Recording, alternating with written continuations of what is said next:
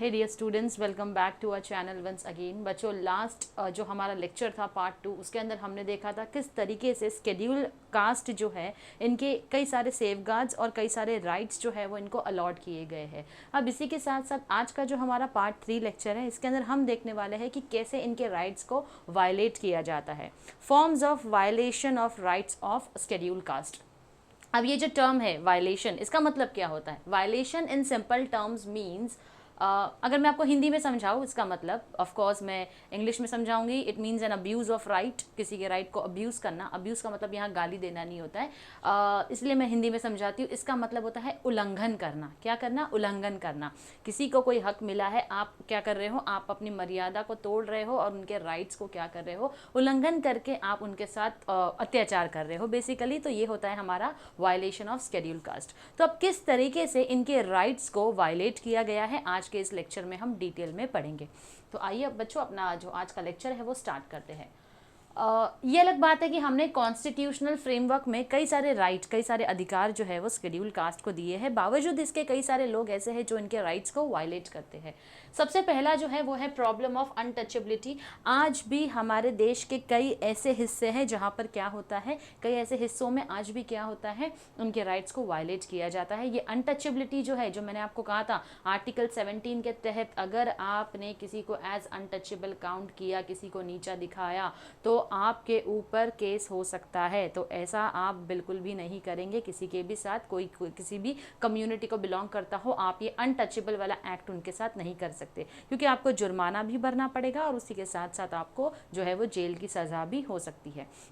अब ये जो प्रॉब्लम ऑफ अनटचेबिलिटी है, इंडिया के कई सारे हिस्सों में आज भी प्रैक्टिस की जाती है। Is an offence and anyone doing so is punishable by law. जैसे मैंने आपको बोला कि it is punishable by law, कानूनी तौर पर आपको सज़ा मिल सकती है अगर आप ये अनटचेबिलिटी वाला एक्ट आज भी जारी रखते हैं तो। Okay, to make untouchability law stricter, Parliament passed Untouchability Offences Act 1955। अब हम चाहते हैं, लोग तो सुधरने वाले हैं नहीं, तो हमने उनके लिए कानून को और ज़्यादा स्ट्रिक्ट कर दिया। अनटचेबिलिटी ऑफेंसेस एक्ट लेकर आए 1955 के तहत, विच वॉज अमेंडेड, यानी कि जिसको वापस से उसके अंदर कुछ चेंजेस लेकर आया गया और बाद में उसका नाम बदल दिया गया। रीनेम करके उसको बुलाया जाता है protection of civil rights act 1955। Protection of civil rights act 1955। Civil rights क्या होते हैं, पार्ट 1 के लेक्चर में आप जाकर देख लीजिएगा, मैंने डिटेल में उसके ऊपर अपना लेक्चर जो है वो बनाया है। तो सिविल राइट्स का नाम अब इसको 1955 एक्ट के तहत दे दिया गया। Now, despite the Untouchability Act, some of the SCs, यानी कि some of the scheduled castes still feel the sting of untouchability, which affects their development। बावजूद इसके कि आप एक्ट लेकर आए, आप कानून लेकर आए, जब तक लोगों की भावना आपके प्रति चेंज नहीं होगी, लोग आपकी तरफ अपना बिहेवियर चेंज नहीं करेंगे, तब तक आप जो है SCs को या scheduled कास्ट को हमेशा वो अपने आप को खुद भी अपनी तरक्की की तरफ नहीं बढ़ेंगे। क्योंकि समाज में आज भी उनको कई जगहों पर प्रताड़ित किया जाता है, जिसकी वजह से उनका डेवलपमेंट, उनकी ग्रोथ जो है वो उन्होंने खुद भी कई बार रोक दिए, क्योंकि वो खुद ये फीलिंग जो है हम उनको देते हैं कि आप जो है वो अनटचेबल्स हो या लोअर कास्ट को बिलोंग करते हो, आप हमारी कैटेगरी के, हमारी बराबरी के नहीं हो। तो जब तक हम उनको ये फील करवाना बंद नहीं करेंगे, उनकी ग्रोथ एंड डेवलपमेंट जो है वो पॉसिबल नहीं होगी। नेक्स्ट आता है हमारा economic exploitation. Problem of untouchability तो हमने देख लिया, इकोनॉमिकली हम इनके साथ इनको कैसे एक्सप्लॉयट करते हैं। बेसिकली जो लैंडलॉर्ड्स होते हैं, अगर कर्जा देते हैं तो कई ज़्यादा रेट ऑफ इंटरेस्ट इनसे वसूल करते हैं। उसी के साथ साथ इनसे काम जो है बहुत ज़्यादा घंटों तक करवाते हैं, लेकिन उस काम की जो पगार होती है, जो तनख्वाह होती है, वो तनख्वाह उसको बहुत ही क्या करते हैं, कम पे करते हैं। यानी कि आपसे 12-13 घंटा काम करा लो, लेकिन पगार जो है वो आपको 2 या 4 घंटे की दो। तो इस तरीके से आप क्या कर रहे हैं, काम के समय जो है वो आपने बढ़ा रखा है, लेकिन उसी के साथ साथ जो तनख्वाह दे रहे हो वो कम कर दी है। Money lenders also exploit the weaker sections by charging higher interest rate on loan. अब आपने ऑलरेडी उनको कम तनख्वाह दे रखी है, अब उसी के साथ साथ आप क्या कर रहे हो, अगर किसी को लोन देते हो आप, तो लोन के ऊपर जो रेट ऑफ इंटरेस्ट है वो ज़्यादा चार्ज कर रहे हो। अब इसकी वजह से क्या होगा, जो बेचारे ऑलरेडी इकोनॉमिकली सफ़र कर रहे हैं, फिनेंशियली तो उनकी हालत वैसे ही ख़राब है, तो लोन भरने में ज़िंदगी चली जाएगी उनकी, या उनके बच्चों की लोन भरने में ज़िंदगी चली जाएगी। और इसी के साथ साथ क्या होगा, जो आप इतना लॉन्ग आज तक काम कराते हो लेकिन पगार भी उनको कम देते हो, तो फिनेंशियली उनकी कभी ग्रोथ जो है वो पॉसिबल ही नहीं होगी। तो इस तरीके से मनी लेंडर्स जो है वो इकोनॉमिकली हमारे क्या करते हैं, जो SCs हैं उनको एक्सप्लॉइट करते हैं।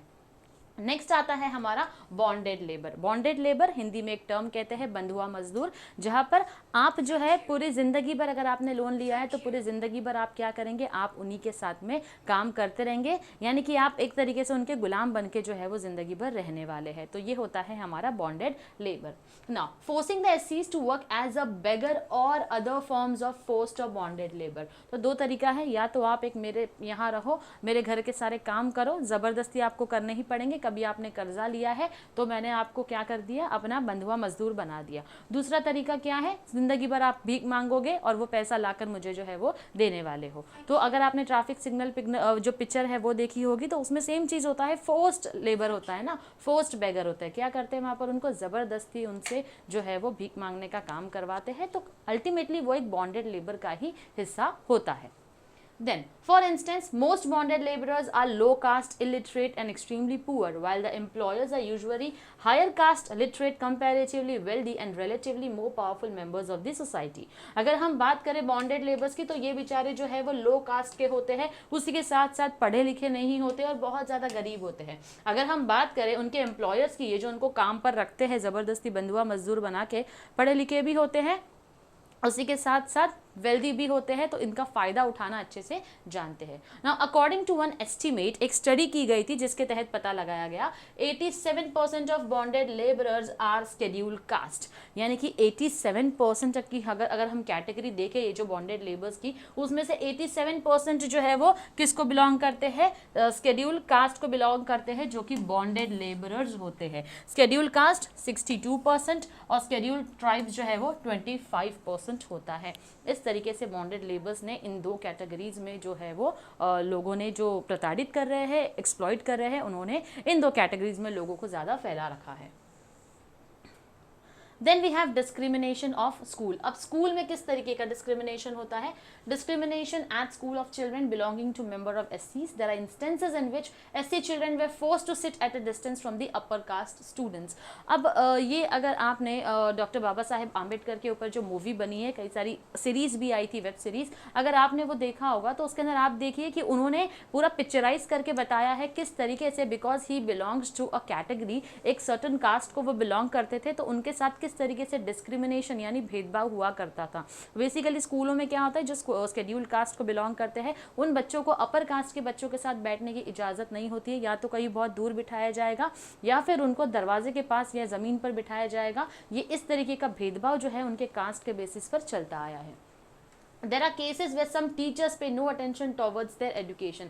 कई बार ऐसा होता है, कुछ टीचर्स भी होते हैं जो शेड्यूल कास्ट के बच्चों की तरफ ज़्यादा ध्यान नहीं देते हैं, क्योंकि उनका भी फोकस जो है वो अपर कास्ट की तरफ रहता है because of discrimination. SC students are forced to do work like cleaning school. अब ये जो बच्चे होते हैं शेड्यूल कास्ट को बिलोंग करते हैं, अब इनको और किस तरीके से एक्सप्लॉइट किया जाता है स्कूल के अंदर। एक तो तुमने अपर कास्ट के बच्चों से वैसे ही दूर बिठाकर ज़मीन पे बिठा दिया या दरवाजे के पास बिठाकर आपने उनकी पढ़ाई जो है वो करवा रही है। टीचर्स जो है उनके ऊपर उनके एजुकेशन पे ध्यान नहीं देना चाहते हैं। और तीसरा तरीका क्या है उनको डिस्क्रिमिनेट करने का, उनसे स्कूल की सफाई का काम करवाया जाता है, बर्तन धुलवाए जाते हैं, इंस्टेड ऑफ लर्निंग, पढ़ाने से सिखाने से ज़्यादा उनको क्या किया जाता है, स्कूलों के काम, टॉयलेट साफ करो, स्कूल साफ करो, क्लीनिंग करो, ये सारे काम बच्चों के साथ होते हैं। Now such frequent discrimination in the school compels the SC's children to leave education. अगर आप इस तरीके से किसी को भी परेशान करोगे तो कोई भी बच्चा मेंटली इतना ज़्यादा सफ़र होगा कि वो आगे पढ़ना चाहेगा ही नहीं। तो अल्टीमेटली जब एजुकेशन ही परसीव नहीं करेंगे तो उनकी पूरी इंटायर कास्ट की ग्रोथ जो है, डेवलपमेंट जो है वो रुक जाता है। Then we have assault on women. अब औरतों को भी देखो, हमने देखा ना, बच्चे हैं, चिल्ड्रंस हैं, ये सारे वल्नरेबल ग्रुप्स होते हैं जिनको as compare to other people थोड़ा सा वीकर सेक्शन माना जाता है, फिजिकली भी और mentally, because they are not that strong enough, right. तो औरतों को भी असॉल्ट किया जाता है belonging to SCs with an intention to dishonor or outrage her modesty। कहीं ना कहीं उसकी बदनामी करने के लिए, उसकी इज्जत को नीलाम करने के लिए जो है वो क्या किया जाता है, उनको उनके ऊपर असॉल्ट किया जाता है। ना एग्जाम्पल यहाँ पर एक केस दिया है, 2001 एक लेडी है जिसका नाम है आशमा, जो कि 40 ईयर ओल्ड दलित जोगिनी है, महबूब नगर डिस्ट्रिक्ट से, जो कि आंध्र प्रदेश में है, was physically attacked and verbally abused after she entered into the village temple as part of state government's anti-untouchability drive।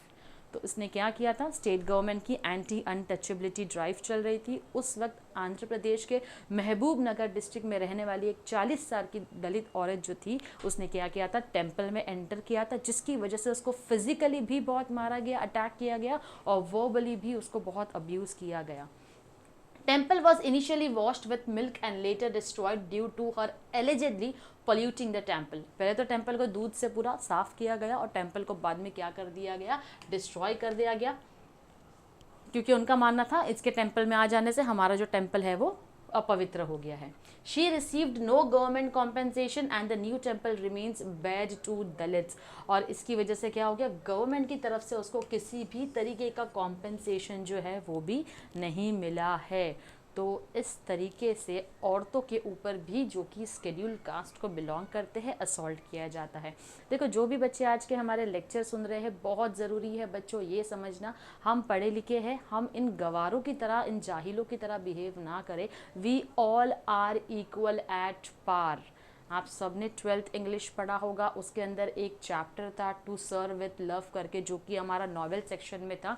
उसमें एक बच्चा था जो कि अपने सब्जेक्ट को जब पढ़कर आता है तो लोगों को समझाने की कोशिश करता है कि स्केलेटॉन लेकर आता है और बोलता है ये स्केलेटॉन सिर्फ जेंडर बता सकता है, मेल का है या फीमेल का है, बाकी ये फ्रेंच है, जर्मन है, स्पेनिश है, इंडियन है, ये कोई नहीं बता सकता। तो सिंपल सा मतलब यही दे रहा है कि अंदर से हम सब सेम है, सिर्फ ऊपर के कलर रंग रूप जो है हमारे वो अलग है।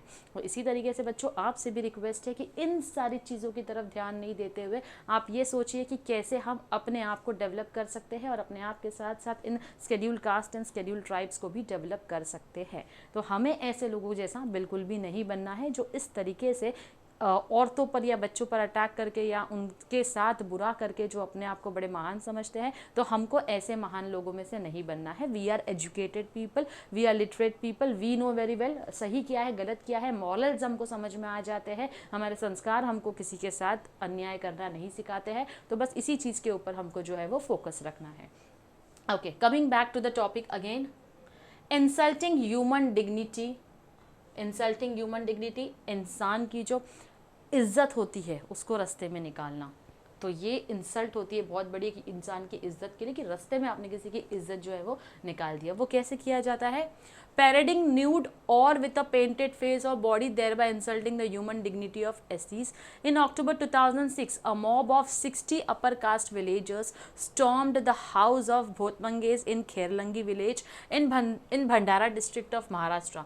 40-year-old Sureka, her daughter Priyanka and sons Roshan and Sudhir were dragged from their home, stripped naked, beaten and taken to the village square. At the village square, both women were raped for over an hour, after which all 4 family members were hacked to death. Now this is one of the heinous crime one can ever do.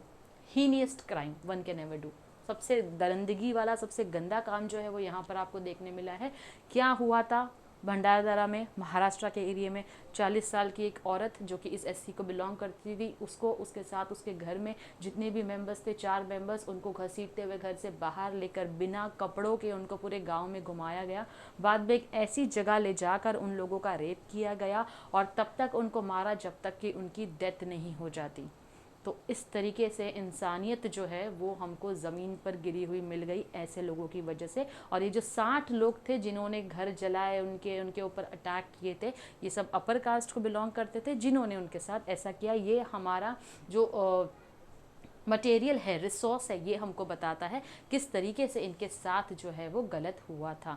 तो आप सोचिए, क्या हम ऐसे heinous crime का हिस्सा बनाएंगे? क्या हम ऐसी सोसाइटी का हिस्सा बनना चाहेंगे कभी?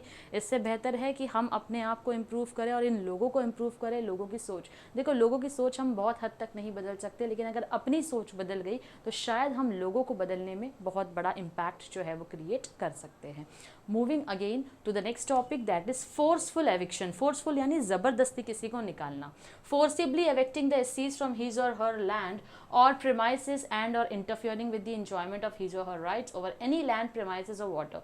यानी ज़बरदस्ती वो जहाँ पर भी रह रहे हैं ना, उनकी रहने की जो भी जगह है, ज़बरदस्ती उनको वहाँ से निकलवाना या फिर उनके पर्सनल मैटर्स में इंटरफियर करना हर चीज़ में, कि तुम स्कूल नहीं जा सकते हैं, तुम पढ़ाई नहीं कर सकते हो, तुम घर के बाहर मत निकलो, तुम हमारे घर के सामने से मत गुजरो। तो इन सारी चीज़ों में इतना ज़्यादा फोर्स किया जाता है उनको कि अपने आप वो उस एरिया को या वहाँ से छोड़ छोड़कर जो है वो निकल कर वहाँ से चले जाए।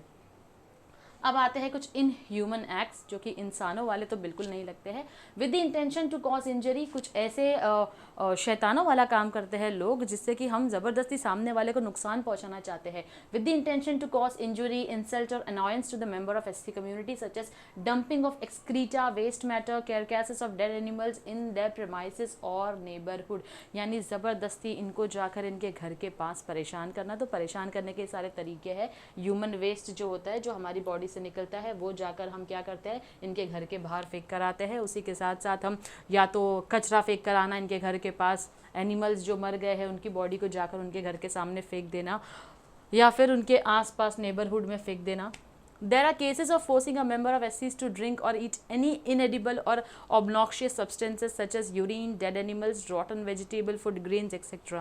दूसरा तरीका जो इनको किया जाता है, ज़बरदस्ती के इन लोगों को पकड़ा जाता है और इनको यूरिन पिलाया जाएगा, या फिर उसके साथ साथ इनको रॉटन सड़े हुए खाना जो है, जो ख़राब हो चुका है, वो खिलाया जाएगा। एनिमल्स जो मर चुके हैं वो उनको ज़बरदस्ती खिलाया जाएगा। तो ये उनको सिर्फ परेशान करने के अलग अलग तरीके हैं जो कुछ लोग ढूंढते रहते हैं ताकि इनको हम पूरी तरीके से अपने समाज से ख़त्म कर सके।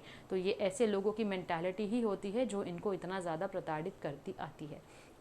Next is denial from voting, forceful voting in favor of a particular candidate in a manner other than that provided by the law. At times SCs are facing denial from voting. कई बार ऐसा होता है कि या तो forcefully इनको, अब हक तो हमको सबको मिला है वोट करने का, राइट, हमारा सबका राइट है, तो इनका जो राइट है इनको फोर्स किया जाता है कि आप जो है वो वोट हमने जिसको कहा है आपको उसको ही करना पड़ेगा, और नहीं तो इनको वोटिंग का कई जगहों से राइट भी डिनाई किया जाता है कि आप वोटिंग करने बिल्कुल भी नहीं आएंगे। यहाँ एक एग्जाम्पल दिया है जो हमको बोलता है, Munna Lal belonging to SC was beaten to death in Agra in March 2012 reportedly for refusing to vote for a particular party candidate during the elections to the State Assembly of UP. अब UP में क्या हुआ था, आगरा में मार्च 2012 में जो elections चल रहे थे उस वक्त मुन्ना लाल जो कि SC कम्युनिटी को बिलोंग करता था उसे मार दिया गया। क्यों? क्योंकि इलेक्शंस में जो स्टेट असेंबली के इलेक्शंस चल रहे थे यूपी में, उसको वोट करने के लिए मना किया गया था। क्यों मना किया था? क्योंकि वो मान नहीं रहा था एक पर्टिकुलर पार्टी को वोट करने के लिए, उसको ज़बरदस्ती बोला गया, तो उसने उस बात को माना नहीं कि मुझे इनको वोट नहीं देना है, उसके चलते उसे जो है वो मरने तक, यानी कि डेथ होने तक उसको मारा गया। तो इस तरीके से इनके राइट्स को वायलेट किया जाता है। हमने कई सारे तरीके देखे, उनमें से ये भी इनह्यूमन एक्ट है कि ज़बरदस्ती हम किसी की जान ले रहे हैं जस्ट बिकॉज वो हमारी बात नहीं सुन रहे हैं। Next, humiliation. ह्यूमिलिएशन का मतलब इंसल्ट करना। Insulting a member of SCs with the intention to humiliate in any place with in public view including at the work place, although the constitution of India does not permit such activities but such cases do happen in certain parts of India. Public places पे कहीं पर भी इनको insult करना, इनकी बेइज्जती करना unnecessarily, तो ये सारे तरीके हैं इनको परेशान करने के लिए। हालांकि हमारे कॉन्स्टिट्यूशन ने इनको राइट्स दे रखा है, अनटचेबिलिटी एक्ट भी आ गया है, रीनेम करके protection of civil rights act 1955 भी आ चुका है। बावजूद इसके लोगों को जो प्रैक्टिस करना है, कानून जिसको तोड़ना है वो तोड़कर ही रहेगा। आप कितने भी कानून बना लो, हमारी कंट्री में कानून बनने से पहले कानून को तोड़ा कैसे जाता है इसका तोड़ निकाल लिया जाता है। इसीलिए ऐसी सारी एक्टिविटीज़ जो है वो हमको देखने मिलती है। Next, destruction of property, burning of houses or property belonging to the member of SCs, यानी कि जो SC कम्युनिटी को बिलोंग करते हैं उनके घरों को जला देना।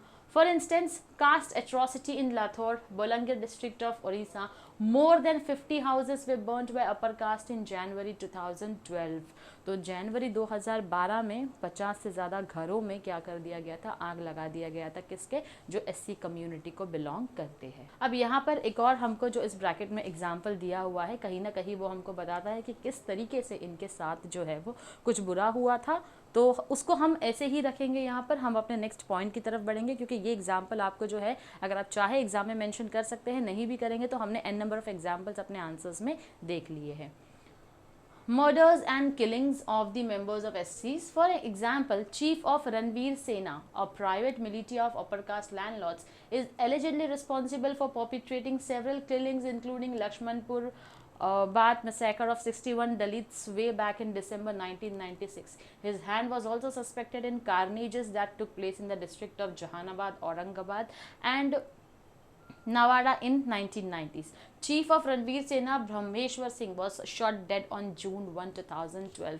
इस तरीके से अननेसेसरीली मैसेकर किया गया, यानी एक साथ सारे के सारे दलित्स को बुलाकर उनको एक जगह पर मारा गया है। तो इस तरीके से उनको मैसेकर करके उनको मारा गया है। तो कहीं ना कहीं जब इन्होंने ऐसा कुछ काम किया था, तो देखो we all know very well, we all believe in karma, the term karma, whatever you will do will come back to you. So whatever he has done again it came back to him, because he was also shot dead on 1 June 2012। तो आपने किसी को मारा है तो आप सोचोगे इंसाफ नहीं होगा, तो इंसाफ होगा और यहीं पर होगा। बस you have to wait for the right time. Whatever you will do will come back to you in ways you have not even expected. तो आप कितने भी ताकतवर हो, इस दुनिया चलाने वाले से ज़्यादा ताकतवर आप नहीं हो। तो ये चीज़ हर इंसान को हमेशा याद रखनी है जब भी वो किसी के साथ कुछ बुरा करते हैं। तो these were some of the violations of rights that we have seen. Okay, now moving ahead with the redressal mechanism for SCs। redressal mechanism हम एक तरीके से बोल सकते हैं जैसे कि अगर किसी के साथ कुछ गलत हुआ है तो उसका कॉम्पेंसेशन करना, भरपाई करना, भुगतान करना। देखो किसी की जान का कॉम्पेंसेशन कुछ नहीं हो सकता। हम आज भले ही कितने भी केसेस देख ले, जैसे उड़ीसा ट्रेन हादसे में कई लोग जो है वो इस दुनिया में नहीं रहे उस हादसे की वजह से, तो गवर्नमेंट उनको कॉम्पेंसेशन देती है। लेकिन क्या किसी भी ज़िंदगी का कॉम्पेंसेशन लगाया जा सकता है? That is not possible. But to a certain extent ये रिड्रेसल मैकेनिज्म्स लिए जाते हैं ताकि सर्टन एक्सटेंट तक कुछ लॉसेस को हम क्या कर सकते हैं, रिकवर कर सकते हैं। किसी की जान का लॉस रिकवर नहीं होता, लेकिन उसकी वजह से उसकी फैमिली पर आने वाली मुसीबत या नुकसान को हम रिकवर करने की कोशिश करते हैं। तो इस तरीके से कुछ रिड्रेसल मैकेनिज्म जो है वो बनाए गए हैं।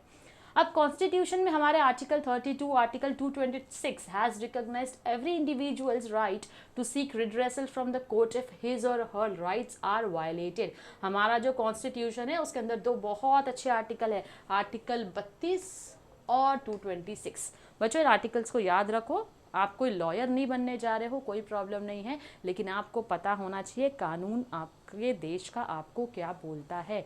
नॉलेज वाइज इसको याद रख लो, कोई ज़रूरत नहीं है एग्जाम में रट्टा मारने के लिए याद रखना है। नॉलेज वाइज आप इनको याद रख लो कि हमारे कॉन्स्टिट्यूशन का कौन सा आर्टिकल है जो हमको बताता है कि जब भी तुम्हारे साथ कुछ गलत हो रहा है इस आर्टिकल के तहत आप जाकर अपनी कंप्लेंट दर्ज कर सकते हैं। ओके, सो कॉन्स्टिट्यूशन में आर्टिकल 32, आर्टिकल 226 जो है वो हमको क्या बोलता है, every individuals right to seek redressal from the court. अगर आपके राइट्स का उल्लंघन किया गया है तो आप कोर्ट के पास जा सकते हो इंसाफ मांगने के लिए, रिड्रेसल मैकेनिज्म के लिए। ओके, आर्टिकल 32 क्या बोलता है, when an individual is deprived of his fundamental rights he can move to Supreme Court and seek justice. इंसाफ चाहते हो, आर्टिकल 32 के तहत आप कहाँ जा सकते हो, सुप्रीम कोर्ट के पास जा सकते हो अपने इंसाफ के लिए। अगर आपके फंडामेंटल राइट को किसी भी तरीके से डिप्राइव किया गया है, वायलेट किया गया है, तो आप सुप्रीम कोर्ट के पास जा सकते हो। Now under Article 32, Parliament can also empower any other court to exercise the power of Supreme Court within the local limits of its jurisdiction। इसी के साथ साथ जो आपकी पार्लियामेंट है, अगर वो चाहे तो वो भी कोई एक स्पेसिफिक कोर्ट को बोल सकती है कि इनके साथ यहाँ जाकर देखो नाइंसाफ़ी हुई है, तो उस लोकल लिमिट्स के, उस जुरिस्डिक्शन के अंदर ही आप क्या कर सकते हो, सुप्रीम कोर्ट के बदले कोई और कोर्ट को बोला जाएगा कि आप जाकर देखो इनके साथ, देखो मतलब फिजिकली मत जाकर मत देखो, बेसिकली लोकल लिमिट्स के अंदर उस जुरिस्डिक्शन के अंदर भी आपका केस जो है वो दायर किया जा सकता है। Next, Article 226 empowers every high court to issue the writs. The courts are empowered to accept, entertain writ petition from person or person whose rights are violated. यानी कि रिटन पिटीशन जो है वो भी आप फाइल कर सकते हैं। हर एक इंसान जिसके साथ में, पर्सन टू पर्सन जिसके साथ में भी किसी तरीके का राइट्स वायलेट किया गया है, तो उसको पूरा हक है कि वो अपना रिट पिटीशन जो है, रिट्स जो है वो जाकर क्या कर सकता है, फाइल जो है वो कर सकता है, हाई कोर्ट के पास जा सकता है, अपना पिटीशन फाइल कर सकता है। तो इस तरीके से आर्टिकल 32, आर्टिकल 226 दोनों ही रिड्रेसल मैकेनिज्म के लिए बनाए गए हैं। Now, the government of India has set up redressal mechanism at national level and state level। अब गवर्नमेंट ने क्या किया है, ये redressal mechanism जो है दो लेवल पे बनाए हैं, एक नेशनल लेवल पे, दूसरा स्टेट लेवल पे। redressal mechanisms are in the form of commissions such as National Human Rights Commission, यानी कि नेशनल ह्यूमन राइट्स कमीशन करके एक बॉडी बनी है, स्टेट ह्यूमन राइट कमीशन करके बॉडी बनी है, और नेशनल कमीशन फॉर वुमेन। इस तरीके से उन्होंने क्या किया है, इन बॉडीज को अलग अलग बना के रखा है, जिस हिसाब से जिसका कोई केस होगा वो बॉडी जो है वो उनके केस को हैंडल करेगी। Now, with special reference to scheduled caste, the government has set up National Commission for Scheduled Caste. अब इसी को ध्यान में रखते हुए क्या बनाया गया है, एक अलग से जो है हमारे scheduled caste के लिए हमने गवर्नमेंट ने सेटअप किया है national commission for scheduled caste. तो नेशनल ह्यूमन राइट्स कमीशन है हमारे पास, ह्यूमन राइट्स के स्टेट कमीशन है, स्टेट ह्यूमन राइट्स कमीशन है, नेशनल है, स्टेट है, उसके बाद में स्पेसिफिकली हमारे पास वुमेन के लिए भी है. इसी तरीके से गवर्नमेंट ने सेटअप किया है national commission for scheduled caste. Now, the statutory National Commission for Scheduled Caste and Scheduled Tribes came into being consequent upon passing of the Constitution 65th Amendment 1990. यानी कि जब 65th Amendment आया, यानी कि changes आया, तो उस वक्त 65th Amendment है यहाँ पर 1990 में, जहाँ पर हमने National Commission for Scheduled Caste and Scheduled Tribe को फॉर्म किया था. First commission under the constitution was constituted in March 1992. Subsequently, another 3 such commissions were constituted. पहला जो बनाया गया फॉर्म हो गया 1992 में हो गया, उसके बाद subsequently और 2 जो है वो उसके साथ फॉर्म किए गए. Now, consequent upon the constitution, 89th amendment 2003 came into force in 19 to 2004, यानी कि यह इस ईयर में उसको इम्प्लीमेंट किया गया. The erstwhile National Commission for Scheduled Caste and Scheduled Tribes had been replaced by. अब इन दोनों को ही रिप्लेस किया गया और रिप्लेस करके क्या बना दिया, national commission for Scheduled Caste बना दिया एक, और national commission for Scheduled Tribe दूसरा बना दिया गया. अब इनके कुछ फंक्शंस हैं जो नेशनल कमीशन SC के लिए परफॉर्म करती है. Functions and responsibilities of commission are as follows. पहला काम क्या है, to investigate and monitor all matters relating to safeguards. जितने भी सेफगार्ड्स हमने पढ़े हैं, एजुकेशनल हो गए, पॉलिटिकल हो गए, लीगल राइट्स के हिसाब से जो भी सेफगार्ड्स हो गए, जितने सेफगार्ड्स इनको अलॉट किए गए हैं उन सारे सेफगार्ड्स के ऊपर नजर रखना ये नेशनल कमीशन फॉर SCs का काम है. Under this constitution of India or under any other law or under any other order of the government and to evaluate the working of such safeguards. और ध्यान रखना है, जिस किसी भी गवर्नमेंट के अंडर हो आप, जिस किसी भी लॉ एंड ऑर्डर के अंदर हो आप, आपका काम क्या है, आपको ध्यान रखना है कि इनके जो भी सेफगार्ड्स है वो इनको मिल रहे हैं. Inquire into specific complaints with respect to deprivation of rights and safeguards of scheduled caste. Inquire into specific complaints. अगर किसी ने कोई कंप्लेंट की है कि मेरे एजुकेशनल सेफगार्ड में मुझे किसी तरीके से डिस्क्रिमिनेशन फेस करना पड़ रहा है, मुझे रिसोर्सेज नहीं दे रहे हैं ये लोग, तो आप उसकी कंप्लेंट करते हो तो नेशनल कमीशन फॉर SCs का काम है कि वो उसके अंदर इंटरफियर करे, इंक्वायरी बिठाए कि क्यों आपके साथ ऐसा हो रहा है. Now, to participate and advise on the planning process of socio-economic development of scheduled caste and to evaluate the progress of the development and the functions of union and any state. अब इनका काम है ये participate भी करेंगे, advice भी करेंगे किस चीज़ के ऊपर, जो भी सोशियो इकोनॉमिक डेवलपमेंट हम चाहते हैं, सोशली इकोनॉमिकली जो हम स्केड्यूल कास्ट को आज अपलिफ्ट करने का सोच रहे हैं, इसके लिए कुछ प्लानिंग प्रोसेस लगता है.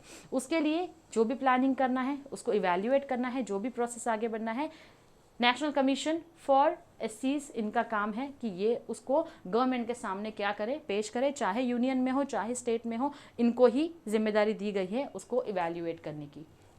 Next, to present to the President annual reports and other reports upon the working of those safeguards. अब इतना ही नहीं, सिर्फ ध्यान नहीं रखना है, प्रेसिडेंट को आपको जो है क्या करना पड़ता है, एनुअल रिपोर्ट बनाकर देना होता है पूरे साल की, कि आपने इनके अपलिफ्टमेंट के लिए क्या काम किया है.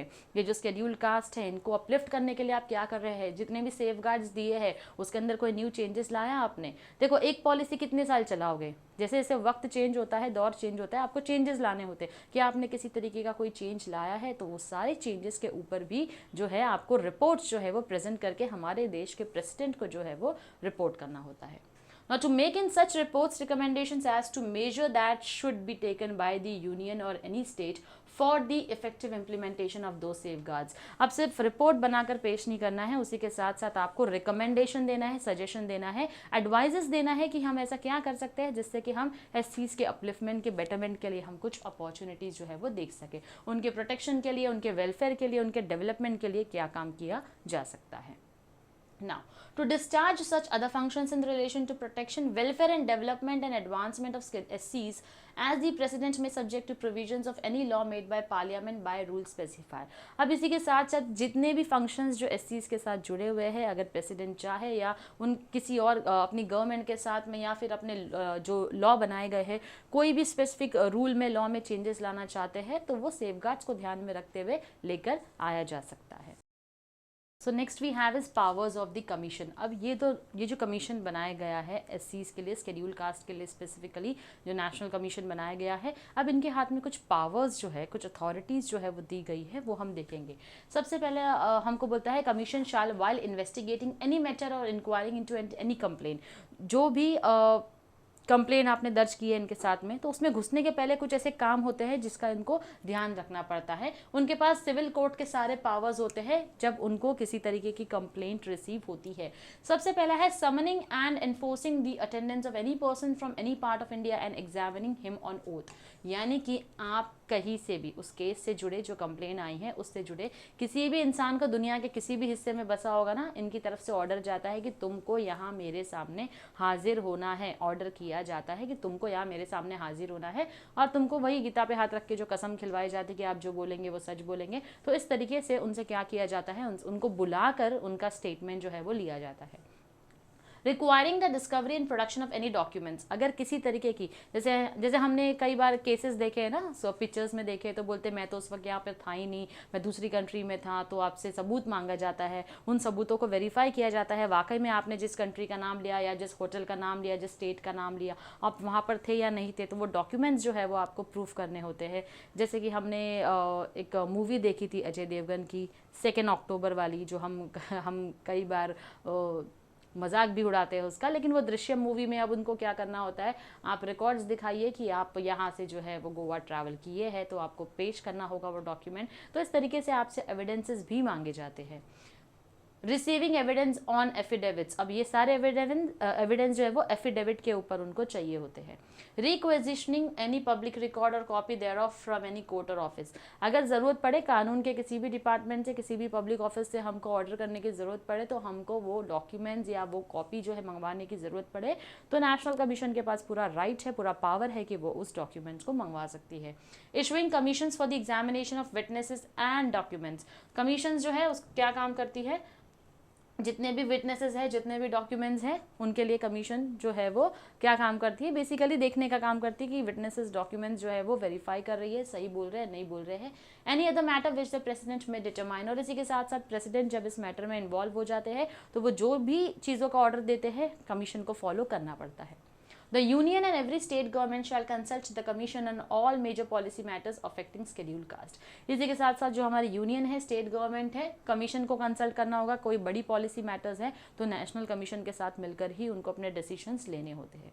अब इंक्वायरी इनटू स्पेसिफिक कंप्लेंट्स, अब किसी भी कंप्लेंट में इंक्वायरी कैसे चलती है। Commission is required to inquire into specific complaints with respect to deprivation of rights and safeguards of scheduled caste. कौन सी कंप्लेन में जाते हैं जहाँ पर राइट्स को डिप्राइव किया जाता है, रिसोर्सेज उनको नहीं मिल रहे हैं, या फिर उनके किसी तरीके से सेफगार्ड को अफेक्ट किया होगा। In order to enable the commission to perform this function effectively and efficiently, commission would like the members of scheduled caste to know that it would be easier to inquire into their grievances if they substantiate their complaints with supporting documents and quote the relevant provisions of the act or rules which have been violated.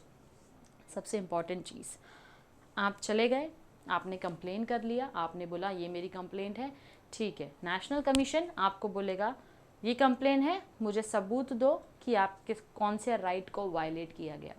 अब ये जानने के लिए बहुत ज़रूरी है आपका educate होना, आपके अपने राइट को जानना कि मेरा कौन सा राइट है जिसको वायलेट किया गया था। मुझे वर्क प्लेस पर जॉब नहीं मिल रहा है, मुझे एजुकेशनल इंस्टीट्यूशन में जो है पढ़ाने के लिए बोला जाता है कि आप नीचे बैठकर पढ़ेंगे, ये मेरा राइट वायलेट कर रहे हैं, एजुकेशनल सेफगार्ड वायलेट कर रहे हैं, तो इस आर्टिकल के तहत या इस चीज़ के तहत मुझे जो अपनी कंप्लेन है वो दर्ज करनी है। तो देखो, आपको भी बहुत ज़रूरी है कानून के बारे में जानना। जब आपको ही नहीं मालूम है, उठे सूठे लड़ाई झगड़ा करके पुलिस स्टेशन में नहीं पहुँच जाने का, इसके साथ पहुंचने का बहुत ज़रूरी है। माइंड काम होना आपका ज़रूरी है, और उसी के साथ साथ आपको लॉ, रूल्स एंड रेगुलेशंस का पता होना ज़रूरी है। देखो, किसी को भी हराना होना तो मार तोड़कर मत हराओ, दिमाग से हराओ, तो वो हराना कुछ काम का आता है, राइट। सिमिलरली यहाँ पर बोला गया है, जो हमारे एससीज होते हैं किसी तरीके की कंप्लेंट दर्ज करते हैं तो उनको बोला जाता है कौन से राइट को स्पेसिफिकली वायलेट किया गया है, आप वो हमको बताएंगे, क्योंकि ऐसा ना हो कि कोई ज़बरदस्ती किसी के ऊपर इल्ज़ाम लगा रहा हो। तो उसी के लिए आपको भी पता होना चाहिए हमारे राइट्स क्या होते हैं। That is how the commission works, which is fair, working fairly. Okay, inquiry into case of atrocities. Atrocities physically, verbally एक वायलेंस हो जाना, जहाँ पर बहुत ज़्यादा, हिंदी का शब्द है ना, प्रताड़ित किया गया, मारा पीटा गया, उनके साथ बहुत बुरा किया गया, तो वो एट्रोसिटीज़ होती। तो ऐसी सिचुएशन में जो है वो इंक्वायरी कैसे होगी? No, whenever information is received by commission about any incident of atrocity against a person belonging to SC, commission would immediately get in touch with the law enforcing and administrative machinery of the state and district to ascertain the details of incident and the action taken by the district administration. जैसे ही national commission को पता चलता है कहीं पर किसी के साथ कुछ बुरा हुआ, हादसा हो गया, फिजिकल वायलेंस हो गया, people who belongs to SC, okay, क्योंकि ये SC के लिए बनाई गई है। जनरल पब्लिक के लिए हमारे पास पुलिस ऑफिसर्स है, वो देखेंगे। सबसे पहले ये क्या काम करते हैं, ये उस जुरिस्डिक्शन में एंटर होंगे जहाँ पर किसी इंसान के साथ कुछ हुआ है, फिजिकल अटैक हो गया फॉर एग्जांपल, तो वहाँ पर जाएंगे। वहाँ की जो एडमिनिस्ट्रेटिव मशीनरी है, मशीनरी बेसिकली यहाँ पर वहाँ पे जो लोग काम कर रहे हैं, फॉर एग्जांपल IAS ऑफिसर हो गए वहाँ के, या फिर वहाँ के डिस्ट्रिक्ट कमीशन हो गए, उनको पूछा जाएगा तुम लोगों ने क्या एक्शन लिया जब ऐसे फिजिकली किसी को असॉल्ट किया गया, मारा किया, तो आपने सबसे पहला एक्शन जो है उसके ऊपर क्या लिया। हम जो एक्शन लेंगे वो बात की बात है, लेकिन आपने उसको प्रोटेक्ट करने के लिए क्या एक्शन लिया गया, तो वहाँ के एडमिन में जो है वो इंक्वायरी की जाती है। The commission ensures the following while by monitoring and issuing instructions to the concerned authorities. अब कमीशन कुछ चीज़ें हैं जिनका ध्यान रखती है concerned authorities को इंस्ट्रक्शन देने के पहले। Whether the scene of occurrence of the crime has been visited immediately by collector and superintendent of police of the district on receipt of information, यानी कि जहाँ पर भी इंसिडेंट हुआ वहाँ पर क्या हमारे पुलिस कमिश्नर इंफॉर्मेशन मिलने के कितनी देर के बाद पहुँचे हैं। अभी यहाँ से अगर हमको कहीं ट्रैवल करना होता है प्लेस A से प्लेस B पर, तो वी नो वेरी वेल कि वो 15 मिनट्स 20 मिनट्स का डिस्टेंस होता है। तो जहाँ पर भी जिसके साथ जो भी इंसिडेंट हुआ, जैसे ही आपको कॉल आया या किसी ने इन्फॉर्म किया, बताया आपको, तो आपको कॉल रिसीव होने से लेकर उस जगह पर पहुँचने का वक्त जो है वो कितना लगा, तो वो कैलकुलेशन करते हैं। Whether proper FIR is registered in local police station, क्या लोकल पुलिस स्टेशन में किसी ने आकर अपनी FIR जो है वो दर्ज की है, फर्स्ट इन्वेस्टिगेटिव रिपोर्ट जो होती है वो दर्ज की गई है। Whether names of all persons involved cited by the complainant has been included in the FIR, ये भी देखा जाता है। अगर मैंने कंप्लेन की है, मैंने 10 लोगों का नाम लिया है कि इन लोगों ने अट्रॉसिटी पहुंचाई है, तो क्या इन 10 के 10 का नाम उस FIR के अंदर मेंशन किया है पुलिस ने।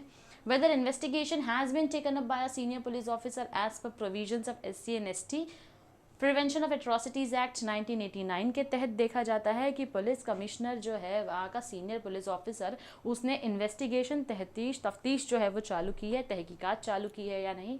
Whether culprits has been apprehended and booked without loss of time, और जैसे ही किसी के खिलाफ कंप्लेंट दर्ज की गई तो बिना वक्त ज़ाया किए क्या उसको पकड़ा गया, उस मुजरिम को। Whether proper charge sheet is filed, उस मुजरिम के अगेंस्ट जो है वो चार्ज शीट फाइल होना ज़रूरी है, फाइल की गई थी। Whether cases are tried by special courts, और स्पेशल कोर्ट में उनका केस शुरू हुआ है, जैसे कोर्ट की डेट आती है ना कि आपको मंडे को कोर्ट में पेश होना पड़ेगा, तो ट्रायल कोर्ट्स में, सेशंस कोर्ट में आपको ले जाया गया या नहीं ले जाया गया। मतलब special public prosecutors are appointed to handle this cases, इसी के साथ साथ पब्लिक प्रोसिक्यूटर भी होते हैं, तो क्या उनको हायर किया गया पुलिस की तरफ से, सॉरी जो भी पब्लिक प्रोसिक्यूटर है क्या उनको हायर किया गया इस केस में। Whether police assist the courts in bringing forward witnesses and see that the culprits are suitably punished by the courts, और इसी के साथ साथ अगर आपको पता है कि कुछ विटनेसेस है, कुछ गवाह है, तो क्या पुलिस ने कोर्ट की मदद की। पुलिस कोर्ट की मदद कैसे कर सकती है, सही गवाहों को सही समय पर कोर्ट तक पहुंचाना। वो पुरानी 1870s और 80s की पिक्चर में होता था ना, मुजरिम कोर्ट में पहुंचने के पहले ही जो है वो मर जाया करता था, तो क्या इस तरीके का कोई सीन हुआ है या फिर प्रॉपरली पुलिस ने मुजरिम को कोर्ट तक पहुँचाया है। Okay, know the commission will also monitor, अब इसी के साथ साथ कमीशन और भी कुछ चीज़ें हैं जिसका ध्यान रखेगी। Victims are provided with suitable medical assistance and on time. अब ये तो बात हो गई कि आपने केस कब दर्ज किया, कितने बजे आप उस वहाँ जगह पर, इंसिडेंट की जगह पर पहुँचे, FIR फाइल हुई, चार्जशीट दर्ज की गई, सीनियर पुलिस ऑफिसर ने जो है वो एक्शन लिया है नहीं लिया है, प्रोटेक्शन ऑफ एट्रॉसिटीज़ एक्ट 1989 के तहत, ये सारी चीज़ हो गई। अब इसके अलावा कुछ चीज़ों पर ध्यान दिया जाता है। विक्टिम्स को सूटेबल मेडिकल असिस्टेंस देना, इमीडिएटली मेडिकल असिस्टेंस, अगर किसी तरीके से फिजिकल असॉल्ट हुआ है, मेडिकल टेस्ट होते हैं, वो टेस्ट करवाना ज़रूरी है, हुए हैं या नहीं हुए हैं। Adequate protection is arrange for the victims of such incidents by providing police protection, by stationing a police party, by patrolling etcetera. तो बेसिकली अब और क्योंकि हमने कंप्लेंट दर्ज की है ना, तो जान को और ख़तरा हो सकता है, तो क्या उनको पुलिस की तरफ से कोई प्रोटेक्शन मिली है SCs को जिन्होंने कंप्लेंट दर्ज की है। To see that proper compensation is paid to the victims as per provisions of the law. जो भी कानूनी तौर पर कॉम्पेंसेशन बनाए गए हैं कि इस लॉस के लिए इतना कॉम्पेंसेशन पे करना होगा, क्या वो कॉम्पेंसेशन पे किया जा रहा है। The Commission will, wherever possible, depending upon the gravity and circumstances of the case, visit the places of incident to oversee the arrangements and to console and infuse confidence in the victim.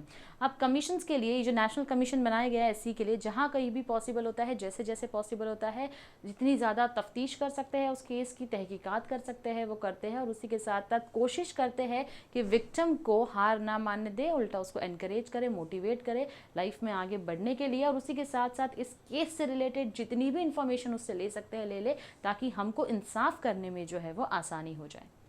The Commission has laid down detailed procedure for conducting such inquiries and monitoring at all levels. Commission ने क्या किया है, detail procedure बनाया गया है किस तरीके से इंक्वायरीज को हैंडल किया जाएगा, और हर एक लेवल पर उन इंक्वायरीज को मॉनिटर किया जाता है, ध्यान रखा जाता है। Such inquiries can be conducted by the members of the commission or teams of investigators from headquarters or state office of the commission. अब ये जो इंक्वायरी है वो कौन कंडक्ट करता है, जो भी कमीशन के मेंबर्स है, डेफिनेटली वो जितनी टीम बनाई गई है, अलग अलग टीम फॉर्म हो गई है, हर किसी को अपना काम दिया गया है, इस तरीके से सबके काम जो है वो डिवाइड किए गए हैं ताकि किसी भी तरीके की एट्रॉसिटीज़, कंप्लेंट्स जो आती है इन लोगों के खिलाफ जो इनको प्रताड़ित करते हैं, तो इनके लिए हम क्या करते हैं, जितने भी केसेस आए हैं डिटेल में उसकी इंक्वायरी की जाती है और हर एक लेवल पर मॉनिटर किया जाता है, क्योंकि जो केस दर्ज कर रहा है वो कितना सच बोल रहा है, जिसके अगेंस्ट दर्ज किया गया है वो कितना सच बोलता है। इस सारी ही चीज़ों का ध्यान जो है वो हमारे इस national commission for schedule caste की तरफ से किया जाता है। तो इसी के साथ आज का लेक्चर हमारा खत्म होता है बच्चों। मिलती हूँ आपसे नेक्स्ट लेक्चर में, जहाँ पर हम डिटेल में स्टडी करेंगे अपने शेड्यूल ट्राइब्स के बारे में। Till then stay tuned to our channel. Thank you very much.